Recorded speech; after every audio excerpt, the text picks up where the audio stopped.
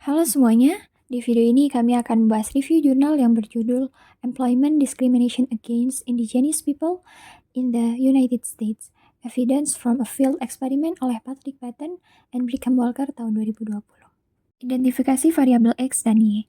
Variabel independen atau X di sini adalah identitas etnis pelamar yang disampaikan melalui resume, misalnya lewat nama depan atau belakang khas indigenes, pengalaman volunteer di organisasi indigenes, atau pengguna bahasa indigenes. Sedangkan variabel dependent atau Y adalah callback dari employer, yaitu respon positif berupa undangan wawancara atau tindak lanjut dari aplikasi lamaran kerja. Selanjutnya ada definisi operasional. Dalam eksperimen lapangan seperti ini, definisi operasional biasanya terletak pada bagaimana variabel penelitian yang diukur secara konkret, tidak tertulis secara eksplisit dengan label definisi operasional. Untuk variabel independen, yaitu identitas etnis pelamar, dibagi menjadi dua kategori. Yang pertama, ada indigenous status yang ditandai melalui 4 sinyal yang tertulis di CV. Pertama, ada pengalaman sukarela di komunitas adat. Misalnya, youth mentor di komunitas Native American. Kita biasa menyebutnya volunteer. Yang kedua, bahasa adat yang dikuasai seperti Navajo, Yup'ik, atau Hawaiian. Yang ketiga, nama depan khas Native Hawaiian, misalnya Kekoa atau Maile. Yang keempat, nama belakang khas Navajo, misalnya Begai atau Yazi. Sedangkan kategori yang kedua adalah white, yang ditandai dengan nama khas Anglo atau Europe American. Untuk variabel dependent, yaitu employment outcome atau callback rate yang ditandai dari panggilan wawancara atau callback yang diterima oleh pelamar. Callback di sini terbagi menjadi beberapa jenis. Yang pertama ada callback positif, yaitu ketika perusahaan menghubungi kandidat untuk tahap seleksi lebih lanjut, misalnya seperti undangan wawancara. Yang kedua, callback ambigu, yaitu ketika perusahaan menghubungi untuk mengajukan pertanyaan tambahan atau meminta klarifikasi. Kedua jenis respon ini sama-sama dihitung sebagai callback. Sebaliknya, respon negatif atau tidak ada respon sama sekali dianggap bukan callback. Hipotesis penelitian. Yang pertama, ada hipotesis alternatif atau biasa disebut H1. Terdapat perbedaan pada tingkat callback pelamar indigenous, yaitu lebih rendah dibanding pelamar white. Sedangkan hipotesis 0 atau H0 tidak ada perbedaan tingkat callback antara pelamar indigenous dan white. Metode pengambilan data. Jumlah data dalam penelitian ini cukup besar, yaitu 13.516 lamaran palsu yang dikirimkan ke 6.758 lowongan kerja di 11 kota di Amerika Serikat. Jenis pekerjaan yang digunakan adalah 5 jenis pekerjaan entry level, yaitu retail sales, server, kitchen staff, janitor, dan security guard. Desain eksperimen dilakukan dengan cara setiap lowongan menerima 2 lamaran. Satu lamaran atas nama pelamar indigenous, bisa Native American, Alaska Native, atau Native Hawaiian. Satu lagi atas nama pelamar kulit putih sebagai kelompok kontrol. Semua kualifikasi dibuat identik, hanya berbeda pada sinyal identitas indigenous. Metode pengambilan data ini disebut eksperimen lapangan atau field experiment, dengan pendekatan resume correspondence study atau audit study. Di sini ada 4 cara yang menandai sinyal identitas indigenous. Yang pertama, ada pengalaman volunteer di komunitas indigenous. Yang kedua, ada bahasa indigenous, misalnya Navajo, Yup'ik, atau Hawaiian. Yang ketiga, nama depan khas natif Hawaiian seperti Kekoa atau Maile. Yang terakhir, ada nama belakang khas Navajo seperti Begai atau Yezi. Selanjutnya, ada kontrol dan random excitement. Untuk mengontrol bias dalam penelitian ini, peneliti memasangkan setiap pasangan lamaran itu terdiri dari pelamar indigenous dan satu pelamar kulit putih. Lalu semua karakteristik lain di resume seperti alamat, email, nomor telepon, urutan pengiriman, dan kualitas surat lamaran dirandomisasi.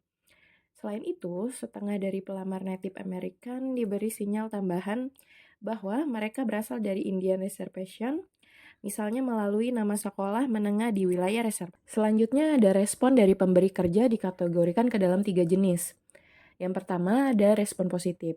Respon positif yaitu undangan wawancara eksplisit. Yang kedua ada respon ambigu, yaitu permintaan klarifikasi atau informasi tambahan. Yang terakhir ada respon negatif, yaitu penolakan atau tidak ada respon. Callback didefinisikan sebagai respon positif maupun ambigu, meskipun analisisnya juga diuji hanya dengan respon positif saja. Lalu, untuk memastikan bahwa sinyal endogenous benar-benar dikenali oleh perekrut, peneliti melakukan validasi sinyal atau saliency test. Caranya, dengan melakukan survei di M-Truck untuk menguji seberapa jelas sinyal-sinyal itu dikenali. Hal ini penting agar sinyal yang diberikan di CP betul-betul terbaca sesuai maksud peneliti. Oke, selanjutnya kita masuk ke desain eksperimen.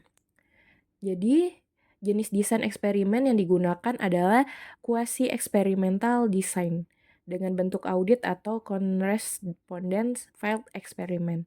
Setiap lowongan menerima 2 lamaran identik kecuali pada status etnis.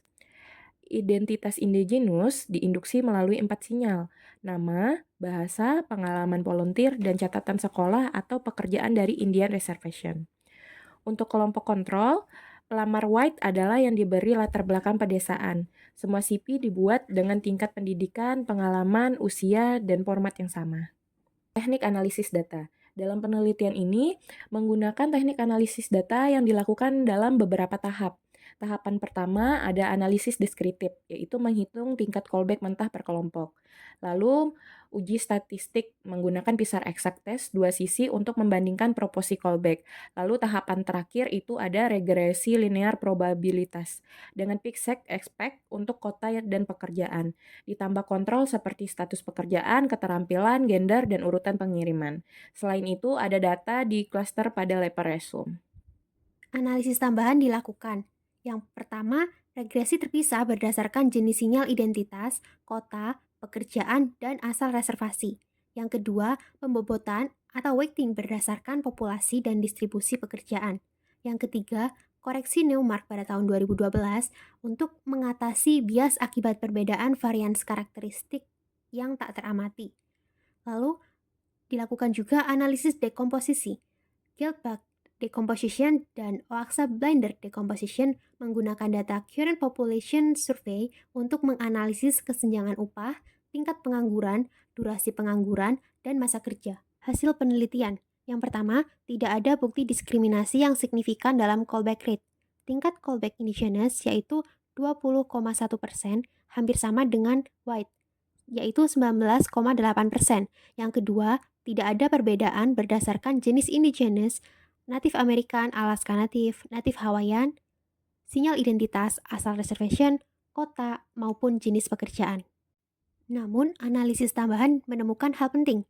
Yang pertama, tingkat pengangguran American Indians and Alaska Native yaitu lebih tinggi 4,3 poin persentasenya yang tidak bisa dijelaskan oleh karakteristik terukur. Mungkin ada indikasi diskriminasi di luar tahap rekrutmen di awal. Lalu yang kedua, Native Hawaiian and Pacific Islanders memiliki kesenjangan upah yang tidak jelas sebesar 4,1%, tetapi tidak ada perbedaan signifikan dalam durasi kerja. Meskipun tidak menemukan diskriminasi dalam callback terhadap masyarakat adat dalam eksperimen lapangan, hal ini tidak berarti bahwa masyarakat adat di Amerika Serikat tidak menghadapi diskriminasi pekerjaan sama sekali.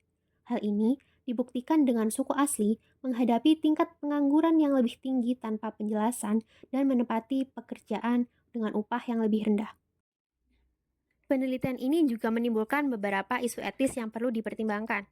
Yang pertama, adanya penipuan terhadap pemberi lowongan kerja, karena lamaran yang dikirimkan adalah lamaran palsu. Yang kedua, representasi indigenes dilakukan tanpa keterlibatan langsung komunitasnya. Yang ketiga, ada potensi dampak negatif terhadap pelamar indigenes nyata, karena identitas mereka dijadikan sinyal eksperimen. Dan yang terakhir, penggunaan identitas indigenes sebagai sinyal eksperimen sendiri menimbulkan dilema etis. Kesimpulan penelitian ini memang tidak menemukan diskriminasi signifikan dalam tahap callback, namun tetap memperlihatkan adanya ketimpangan dalam pasar tenaga kerja yang dialami masyarakat adat di Amerika Serikat. Sekian pemaparan dari kami, terima kasih semuanya, sampai jumpa.